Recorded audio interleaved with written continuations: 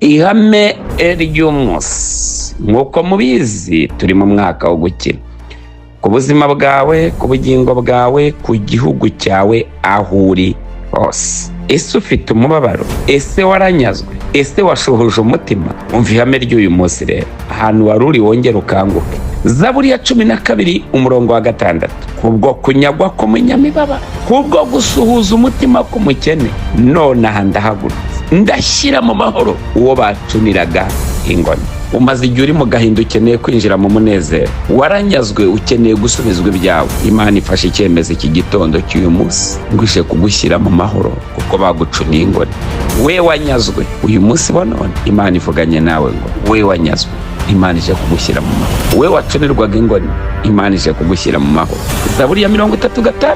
Rirakwararira umuntu nijoro, ariko bwacya mu gitondo impundu zikavuga. Ibyakozwe n'uma 28:6. Kuba abandi bamara umwanya munini cyane bagitegereje ko ari mu byimbe, babona ntacyo abaye, bahindura amagambo ngo ni Imana. Imana igiye kugushyira mu mahoro. Uwo ari we wese wari utegereje ko ugiye guseba, agiye guhindura amagambo, imvugo igiye guhinduka. Soje nkubwira ngo ibuka uri we iri mu bigize amahame.